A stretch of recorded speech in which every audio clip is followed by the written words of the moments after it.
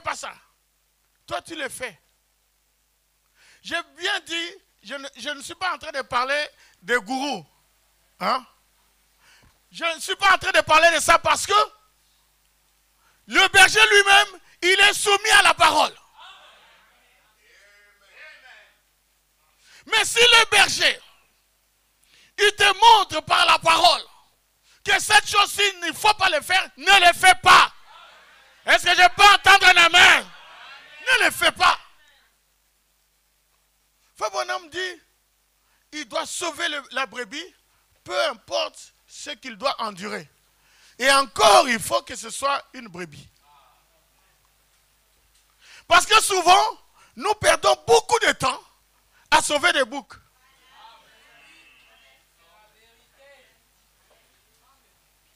Une brebis a une nature. Et la nature de la brebis, c'est de suivre le berger. Vous avez vu le film au début. Il y avait, je ne sais pas combien, si c'est 1000 brebis. Cet homme-là est en train de marcher, il ne regarde même pas derrière. Il sait qu'il ne va perdre aucune brebis. Et toutes les brebis sont là en train de suivre. Et il y avait un monsieur qui passait à côté. Ils ne l'ont même pas calculé. Parce qu'ils connaissent leur berger. Oh, laissez-moi répéter ça. Beaucoup de problèmes que nous avons aujourd'hui, c'est parce que quand le pasteur te dit ne fais pas ça, il y a un autre frère plus spirituel. Il te dira non, mais écoute, n'écoute pas le pasteur. Moi je sais, je connais, j'ai des citations que le pasteur, lui, il ne connaît pas. Dieu ne t'a pas donné ce frère-là comme pasteur. Quand le problème arrive, on t'abandonne. Il faut écouter le berger. Il faut suivre le berger. Nous souffrons beaucoup dans ce travail. On souffre beaucoup. Que représente l'ours?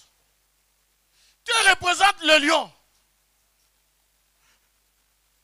Proverbe 28, verset 15, la Bible dit ceci: comme un lion rugissant et un ours affamé, ainsi est le méchant qui domine sur un peuple pauvre. La Bible dit, pour un morceau de pain, l'homme se livre au péché. Il y a des gens qui dominent sur les autres, en dehors de la parole. Comme on a entendu ce matin, ça s'appelle du balamisme.